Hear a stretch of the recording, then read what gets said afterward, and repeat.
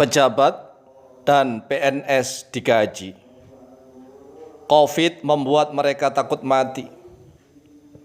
Sedangkan pedagang, seniman, artis, sopir, kuli, petani udah tak takut mati. Sejak Wuhan, Cina, terpapar virus COVID pada bulan Desember 2019, sehingga virus tersebut diberi nama COVID-19 atau COVID-19. Kemudian virus tersebut dengan cepat menyebar ke negara-negara di seluruh dunia, termasuk di Indonesia. Ada yang berkata bahwa COVID-19 masuk ke Indonesia pada awal bulan Maret 2020. Dan ada pula yang berkata bahwa COVID-19 sudah masuk ke Indonesia sejak minggu ketiga bulan Januari 2020. Singkat cerita, rakyat mulai menderita ketika pemerintah menerapkan peraturan social distancing atau jaga jarak, terutama di daerah yang termasuk kategori zona merah. Ketakutan yang berlebihan, kepanikan yang membesar berubah jadi ketakutan. Suasana semakin tidak jelas. Hiruk-pikuk pemain politik mulai memainkan jurus-jurus rahasia. Para politikus menari-nari di atas panggung sandiwara.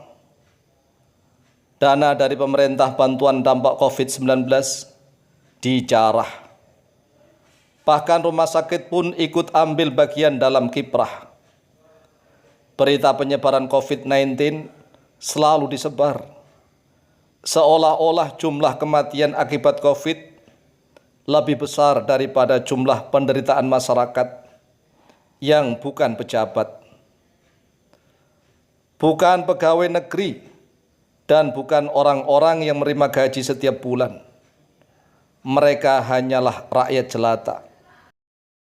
Para pedagang, para seniman, para artis, para dalang wayang kulit dan wayang golek, para pemain ketoprak, para pemain ludruk, para pemain grup musik, para sopir bis dan kondektur, para pengusaha, para buruh karyawan, para kuli dan seluruh rakyat yang ladang rezekinya untuk mencari sesuap nasi melalui kerumunan massa banyak orang.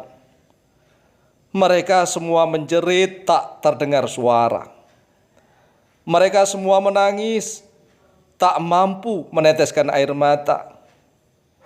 Sedangkan bantuan dana pemerintah penanggulangan dampak COVID-19 larinya entah kemana. Kebutuhan hidup mereka jauh lebih besar daripada dana sekedar. COVID itu memang benar ada dan nyata. Penyebarannya juga sangat cepat. Namun para pejabat tidak boleh selalu menakuti rakyat. Para pejabat punya gaji. Para pegawai juga punya gaji. Walau mau COVID hingga bertahun-tahun pun mereka tidak khawatir pada urusan dapur. Tetapi rakyat jelata tidak demikian. Terutama rakyat yang ladang usahanya melibatkan banyak orang. Sebulan, 2 bulan, hingga 6 bulan mereka masih mampu bertahan.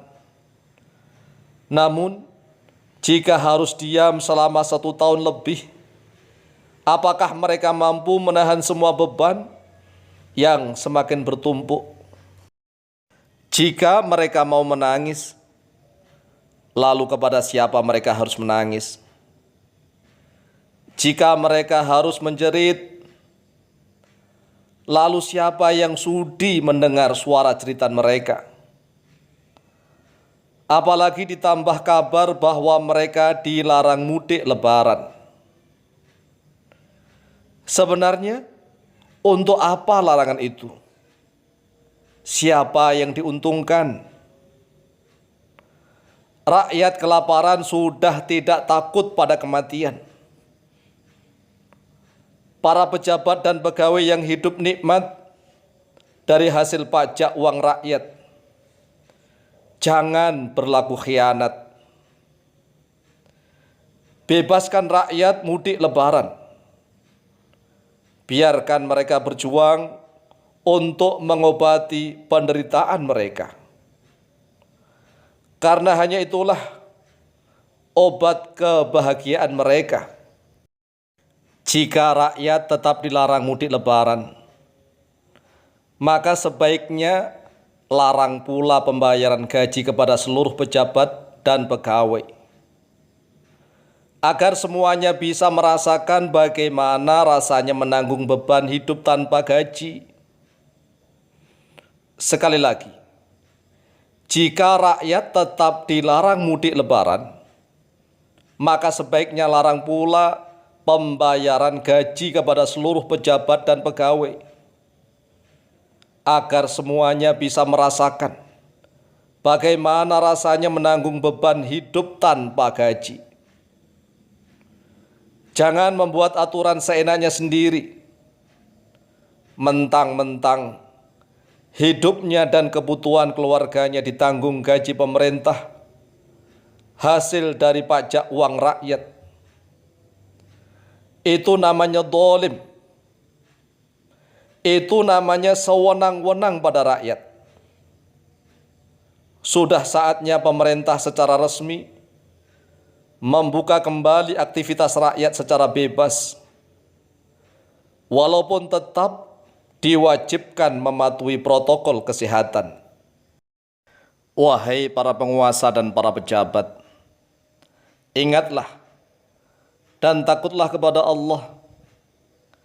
Kita sebagai manusia hanya diwajibkan untuk ikhtiar, usaha dan berdoa. Maka buatlah aturan yang menjaga rakyat, bukan hanya dari penyebaran virus corona saja, tetapi buatlah peraturan pula yang menjaga rakyat dari ancaman penderitaan kelaparan dan banyak hutang. Caranya, buka kembali aktivitas rakyat secara bebas, tetapi wajibkan mereka tetap mematuhi protokol kesehatan. Jika protokol kesehatan sudah diterapkan, namun ternyata penularan virus corona belum hilang, maka serahkan kembali kepada Allah Azza wa Jalla. Semoga Allah segera melenyapkan virus corona dari bumi Nusantara. Amin, amin, Allahumma amin.